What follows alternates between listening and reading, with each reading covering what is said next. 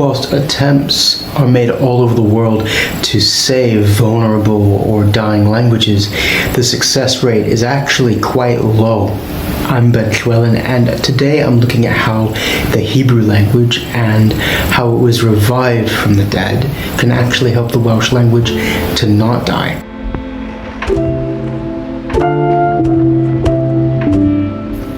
Hey, if you're new here, want to subscribe, like, and I really appreciate it. Thanks. Welsh speakers number about 750,000 or 750,000. In Israel, mostly, Hebrew speakers are not just native speakers, but altogether about 9 million people. So that's quite a lot, considering in 1850, there were no native speakers of Hebrew. So there's quite a few very logical things that they did in order to achieve this. Wales, on the other hand, had about 1 million speakers at the beginning of the 20th century. It's kind of stayed even, but there's been some decrease and there's been loss of many communities. At present, there are fewer than 75 communities where over 70% of the people speak Welsh. And there's only 2 counties, Gwynedd and Ynys Môn, where the majority are Welsh speaking. And this is a significant loss of territory from where it was in the time of the Hebrew revival in the 19th century. So Welsh speakers are doing something wrong. But let's look at Welsh history. Here's Welsh history in 7 seconds.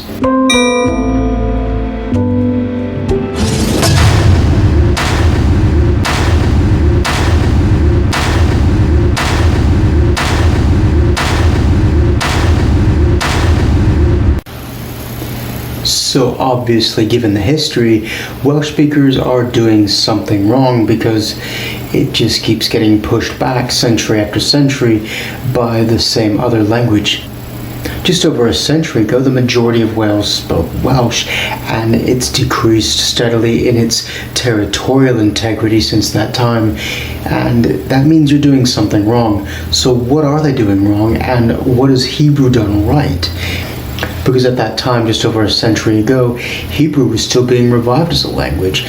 Israel was not a state, and the majority of people in what would then become Israel did not speak Hebrew. So what happened, and how can Welsh learn from it? I'll show you. Now, I'm not knocking Welsh. I just want to point that out. Welsh does have a lot of things that it's done correctly. It's beginning to make better advances into the educational sector.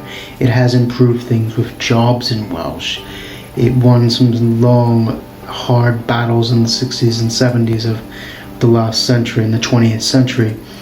And smaller languages that are even smaller than Welsh do look to the Welsh and say, well, what can we do to try and succeed as a language? But I don't think that this is the right tactic for Welsh. A lot of the Welsh tend to look toward other minority nations and I don't think this is the right tactic. You know, a lot of that's politically motivated about being your own state, and that's not actually going to succeed in the long run. Welsh needs to look at countries with languages like French and Russian and emulate the big, powerful countries and say, we're making a statement by that. We're not wanting to be a minority, stateless nation in an endless struggle for independence. Let's look at powerful nations and what those languages have done right. Now, in the case of Hebrew, it's markedly different from anything like Basque or Catalan. This is a language which died. But the key factor, the key difference is this has succeeded. The battle for the language of Hebrew has been won. That's over. And that's the key thing we need to be looking at in terms of Welsh speakers and not political agendas. The first, or one of the many obstacles that Hebrew faced as it was being revived, is that it had not been spoken in millennia, and it did not have common words for ordinary everyday things that had been invented in the modern era. A man named Aliyah ben Yehuda created lots of new terminology for new words in Hebrew, like hashmal for electricity, which actually comes from the Bible and meant kind of an amber glowing force. They didn't really know what it meant, so they said, that'll be electricity. He wanted to keep the purity of his language and not have it watered down with loanwords from Indo-European languages like German and Polish. So he borrowed a lot from other Semitic languages like Aramaic and Arabic, and brought words that would have been related to very similar things in Hebrew into Hebrew from these other Semitic languages. So you have kevish, which is the word for street, and it comes from Aramaic. And you get a lot of these things. But one thing they did most when they were reviving Hebrew is they created words out of root words within Hebrew language itself. And this is something, all three of these things is something that Welsh can do. We have loads of old ancient poetry which we can use. We can bring words from archaic meanings to mean new and modern things. We can loan words from other similar Celtic languages like Irish and Breton if we don't have words for things, rather than just depending on English. Because one of the things that kills a language is when you depend exclusively on one other language for all your influence. The second thing is that Hebrew has something called Ha-Akademia Lashon HaIvrit, which is the Academy of the Hebrew language. And what this does is it standardizes the language and it keeps it modern in context for many different things, and it keeps it from splintering, and it really reinforces a standardized version upon which people who aren't as familiar with it can depend. It makes it easier to learn, it makes it adaptable, and it makes a standard that makes the language efficient. For example, in news, there's a hotline all journalists can call so that they know exactly what the official word is for something in Hebrew. We don't have anything like that in Welsh, and Welsh could really benefit from it. One thing that it also does is it has a board of 23 professional people, and their word on the Hebrew language actually becomes law in the Knesset, the Israeli parliament. And this has a long-lasting impact upon the sense of authority that the Hebrew language has. The Welsh language doesn't really carry the weight of authority behind it. And so if we have a board in which its word becomes law on the Welsh language, regardless of what that does in the future, it would carry a strength, a competence. And every language which is under threat, like Welsh is, according to UNESCO, it really does need this.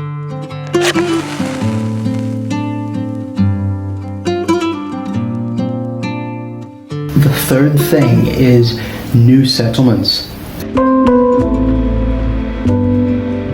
And so as you can see from the history, Welsh has been steadily pushed back. And that's because languages, in order to survive, history shows that they have to be able to expand. They need new communities in some way. They need growth territorially. And one time in which Welsh expanded, it went in the 19th century to South America and founded new communities, new villages. And this was when the first school that was Welsh medium entirely opened up. It wasn't even in Wales, it was in South America. And this shows how strong it makes your language when you expand and open up new frontiers. Now, in Hebrew's sense, people went to Israel. Immigrants were going there from all over the world, from across the Jewish diaspora. And they founded homesteads. They founded 3 different types of new settlements: the kibbutzim, the moshavot, and the moshavim. The kibbutzim were collectively owned and portioned out, not with private means. The moshavot were privately owned, and the moshavim, which is something slightly different, was a cooperative form, kind of mixing the two. And it goes to show that it doesn't matter which one of these ideological, economic belief systems you have. What matters is that you expand territory and found new settlements in your own language, which grow new communities. This willingness to go found a new settlement without hardly any Hebrew speakers at all and create something new was the very premise of what made Hebrew so successful, from going from just a few families in the late 1800s to millions of people being able to speak Hebrew in just a matter of decades, really. And for Welsh, which might not have the open territory of the desert of parts of Israel, what it does have is that there are regions where you can build a new village, however small. You can take what the Jewish people did on the side of a road with a couple houses, make that a new settlement, build, and say, hey, well, we own this, and it's everybody who owns it is Welsh speaking, and we control it. It's ours, and it's perfectly reasonable to do, and you can do it. Welsh does contrast with Hebrew in the sense that it has this culture of what's called Dini Villtir Squad, which is the man of his square mile, and this is not necessarily bad. It's just that it's kind of celebrated that people stay in their same space through their whole lives. But if you have an entire culture that does that, you're never going to expand territory. And this is one of Welsh's main primary weaknesses in terms of trying to grow its language. The lack of pushing new frontiers geographically and socially. This can be done. It just takes a few people and the willpower to do it. When Eliezer ben Yehuda began, it was just his son who he created as the first new Hebrew speaker in millennia. And it was done through the willpower of just a small group of people.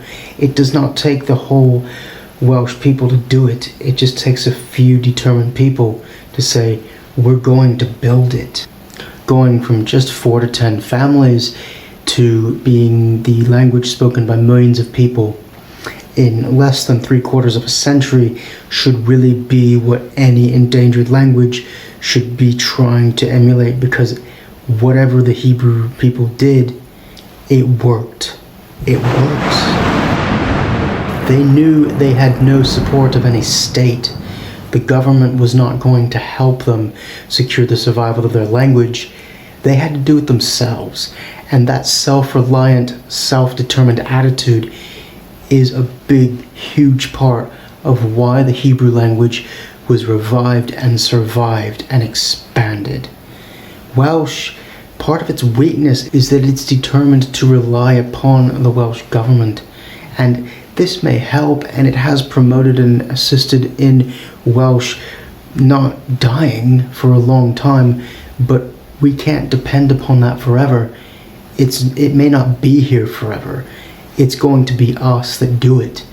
And if we have a more self-reliant attitude, not dependent upon the state, we're going to succeed. And we need to take that page out of the Hebrew way of doing things. In these new Hebrew settlements, assemblies were held within them, and these assemblies were entirely in the Hebrew language, so that the public language, the de facto assumed language of these internal societies, became Hebrew almost overnight. And one thing that weakens Welsh is that things are done bilingually in majority Welsh-speaking areas. And this has a way of saying it's okay to live through the medium of English in an area which is 90% Welsh-speaking, which gradually undermines the language, because English is such a powerful language that you're going to lose ground. You have to have situations where there is no English. You cannot have a small language which is going to drown out in a larger language like that. These early Hebrew speakers knew that, and they made sure that everything was entirely in Hebrew in the public domain, and it worked astronomically well. It was the best linguistic success in the history of the world.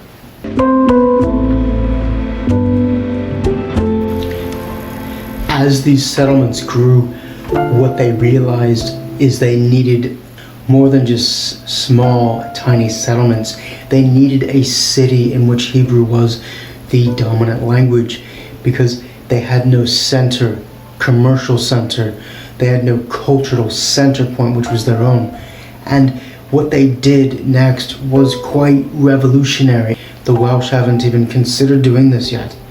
And that is found an entire new city, which is Hebrew speaking. They built Tel Aviv, the present day capital of Israel, from the ground up with nothing, beginning in 1909. This enabled them to build the current day White City, which is a UNESCO cultural heritage site. By the 30s, they had an opera house. They extended it to build a port so that they had international trade operated and conducted through the medium of the Hebrew language. And what it did is it shows how important finance and capitalism is to ensure the survival of a language as the de facto medium of a society. You have to have capitalism in your own language in order for your language to become the viable language of an entire society. Many people who are prominent in the pro-Welsh language movement won't like the fact that Wales is for sale. And in order to succeed, you have to be able to buy it and sell it at your will on your own terms. Nothing is going to change the fact that capitalism is how our society works, so you have to use it. The Jews of the early 20th century accepted this. They didn't try and change how the world works. Instead, they used it as a tool to promote the survival of their people as they grew their language. In World War II, the Italians bombed Tel Aviv because it was the symbol of the Jewish people having that economic strength and confidence enough to say, we have our own city and our own language. That was the biggest threat that they could ever pose to the Nazi regime, that they had a city. Welsh doesn't have a city. Sure, we have Treganna, a part of Caerdydd, where maybe as much as 20% of people do speak Welsh, but it's not the expected social medium. You can walk into some pubs and order a drink in Welsh, maybe if you're lucky, but it's not the assumed medium. It's not the language of currency. It's not the language of social power and economic influence. In order to succeed and expand and survive as a language long term, you need that. You have to have it. And what the history of Hebrew's revival shows us is that if you don't have it, then you have to build it, and you have to have the willpower to do so. It doesn't take more than a few people with that willpower to do so. So it is possible, and it can be done. One thing about Tel Aviv and the early days of creating that city that Welsh can learn from is there were several key battles for linguistic priority. One of these was Hebrew University. It was almost made as German to be the de facto language of the University of Instruction, and there was what calls the War of the Languages. And having Hebrew as the de facto medium of a university in the early 20th century was essential. We face these struggles throughout the time in Welsh, trying to get Welsh as a medium of instruction in Bangor University, Aberystwyth University, Cardiff University, and it is so essential that we continue to push and that we actually make it the de facto language, because as the history of Israel shows us, that moment in which Hebrew had its first university, that was a watershed, and it made everything else possible. Hebrew has a word, Aliyah, which is the immigration of Jewish people across the diaspora to Israel, back to Israel. There were 3 Aliyah, and each one was very different. But the history of these 3 Aliyah show what happens when immigrants are assimilated into a new linguistic community as the expectation. It strengthened Hebrew astronomically with each new wave of immigration. Welsh does not have mass immigration of a diaspora of cultural similarity into its country, but it does have immigration, of course. And what you need is the expectation for immigrants coming into Wales that Welsh is going to be the medium. And this needs to be the case because the case with Israel shows how much it works and how much it strengthens a language without that many speakers. Each wave of immigrants who came to Israel expected that Hebrew was going to be the language. It made Hebrew every decade infused with new ideas, new frontiers, new ways of thinking, and new ways of preserving the cultural heritage and expansion of the language itself in the minds of its own people. Welsh tends to be on the defensive from immigration, and there are reasons why. The number of Welsh-speaking settlements is decreasing, which is truly the only thing that matters when you're counting how viable and how vibrant a language is. Not the amount of speakers, but the number of settlements. There are ways in which we can do this. When immigrants came to Israel, they were immersed in the Hebrew language. They were given courses in it often. They were taught the alphabet. There are ways in which we can do this in Wales to ensure that when people come to Wales, they are fully immersed in the Welsh language, and it would strengthen Welsh in ways that we cannot comprehend today. The last thing kind of comes off the same wave of having the expected language of society. Now, Wales is not a state, but it does have military regiments which are Welsh. And in the First World War, the Jewish Legion was formed, and this fought on the side of the British. And what this did is it induced Hebrew into an aspect of military life, and it became the symbol of a powerful tool. People expected from a military standpoint that the Hebrew language carried the weight of authority and regimental values. Welsh doesn't have any field in which it carries these symbols of authority, and we need it to. One thing we need to have in Welsh is we need the British state to have regiments where the expected language is Welsh, or people are immersed in Welsh and saying, well, this is a Welsh regiment. We need the Welsh language to gradually assimilate people and make it the dominant language of the British regiment in Wales. This would give Welsh a boost beyond anything it has currently in the military sphere, and it would foment a sense of unity with the language and the state on a British level that it doesn't currently have. And it would be very, very powerful in inducing confidence and new vigor into the Welsh language.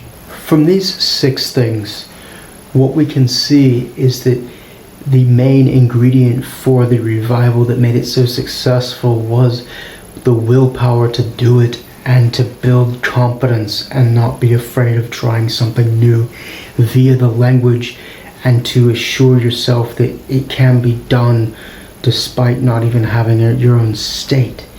In fact, having your own state would actually be a detriment, because depending upon the state to revive your language, as we've seen in the case of Ireland, doesn't actually always work. The best thing to fall back on is doing it yourself. That's why the early Hebrews eventually were successful. They depended upon themselves, not anyone else, and they did it. Thank you for watching, and why not leave a comment below or a like, and I hope that I'll see you in the next video.